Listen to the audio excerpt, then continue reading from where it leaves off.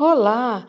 No conteúdo de Geografia, vamos aprender sobre a distribuição da população brasileira. O Brasil é um dos países mais populosos do mundo, sendo superado apenas pela China, Índia, Estados Unidos e Indonésia. A população brasileira está irregularmente distribuída no território, pois há regiões densamente povoadas e outras com baixa densidade demográfica. A população brasileira se estabelece de forma concentrada na região Sudeste, com 80.364.410 habitantes. O Nordeste abriga 53.081.950 habitantes e o Sul acolhe cerca de 27,3 milhões.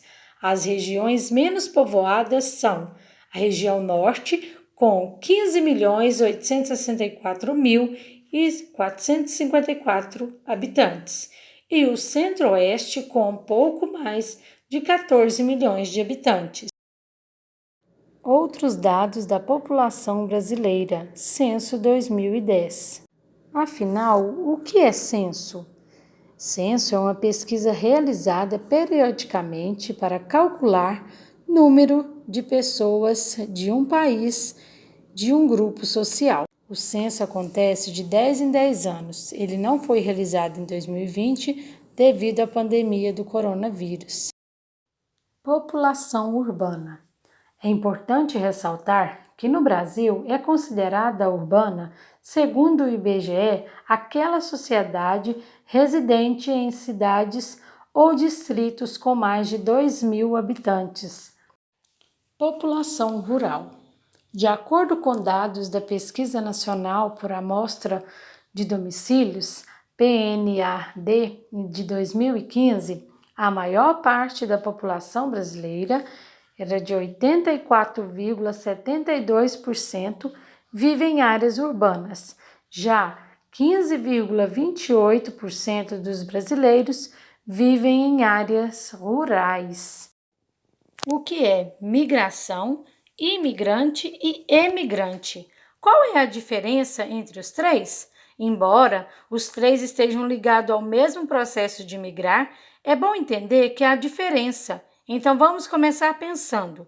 Migração é um processo que se estabelece a partir da mobilidade populacional pelo espaço geográfico. É o fato de um indivíduo sair de um lugar e ir morar em um outro. Migração nada mais é que o deslocamento de pessoas pelo espaço geográfico. Há quando a mudança de residência fixa.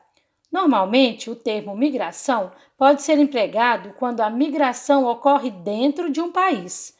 E quando a migração ocorre para outro país?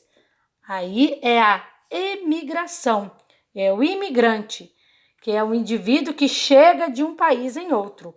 Então, se o indivíduo mora no Brasil, no caso um brasileiro, que vai morar nos Estados Unidos, esse indivíduo, quando chega nos Estados Unidos, é, portanto, um imigrante. Mas, ao mesmo tempo, o fato desse brasileiro sair do Brasil e entrar nos Estados Unidos para morar faz dele, para os brasileiros, um emigrante. Emigração, imigrante. É um indivíduo que sai de um país.